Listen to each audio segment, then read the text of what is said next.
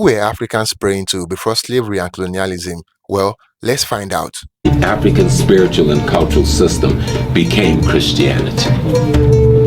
And when the Protestant broke away in the 1500s, the Ethiopian church was already 1,000+ years old.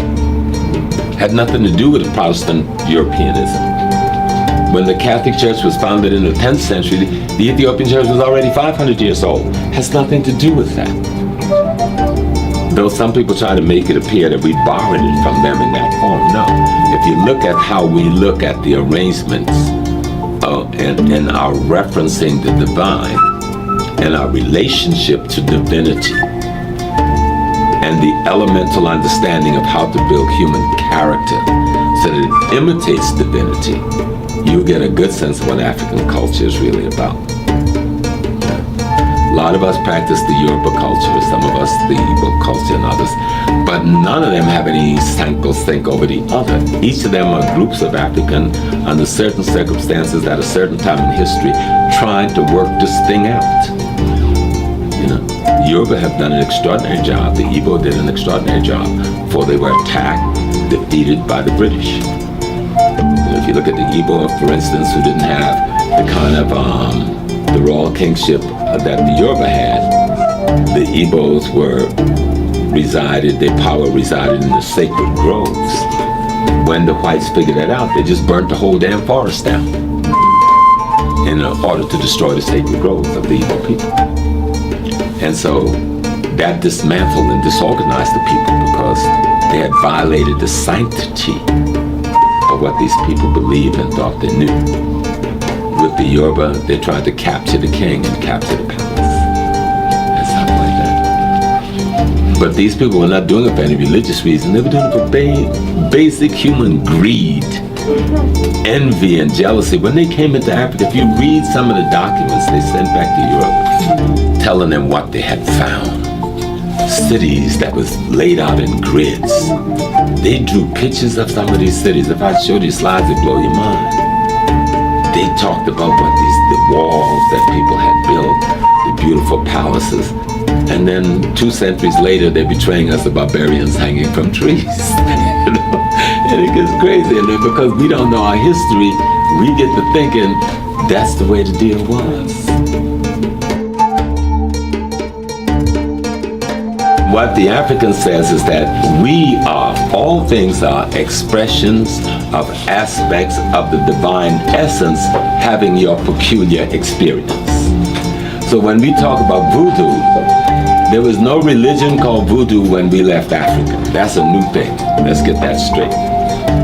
And so when we think of this voodoo, you got to be careful to learn how to rephrase and recast the system of worship that we engage in. And say, let's just take Haiti. Involves elements, loa. Those elements is a reference to the forces of nature and cosmology as interpreted and understood by our ancestors through experiences. So when we see the drawings that they call veves, that is some ancestor, some of our great minds' interpretation of a cosmic energy formation that responds to a certain vibration, be it language, music, or some other rhythm form. And so we paint what we perceive to be the representative instrument of that elemental energy vibration. You understand? Before the era of slavery and colonialism, Africa was a continent of immense cultural, religious, and spiritual diversity.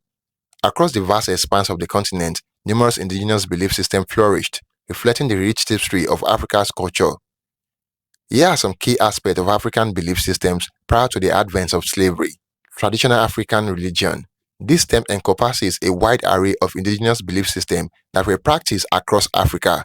Traditional African religion were often animistic, meaning they believe in the presence of spirits within natural elements such as trees, rivers, and animals.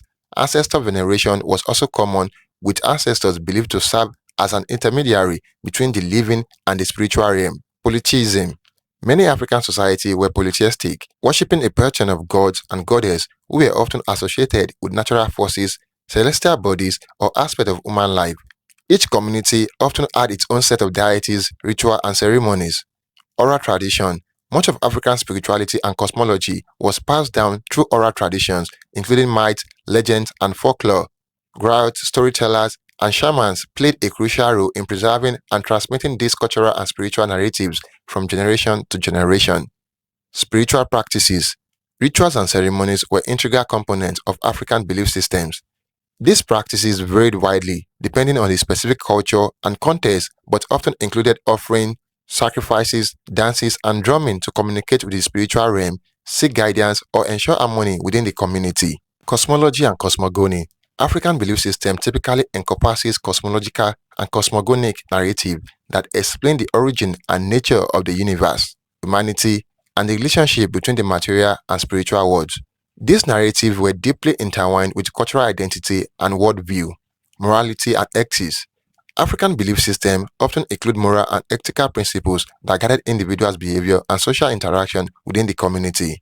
Concepts such as reciprocity, respect for elders, hospitality, and communal responsibility were commonly emphasized. Overall, African belief systems before slavery were characterized by their diversity, dynamism, and interconnectedness with all aspects of life. They provided frameworks for understanding the world, fostering social cohesion, and nurturing spiritual well-being within African societies. Thank you for watching. Do not forget to like, share, and subscribe. Until next time, cheers and have a good one.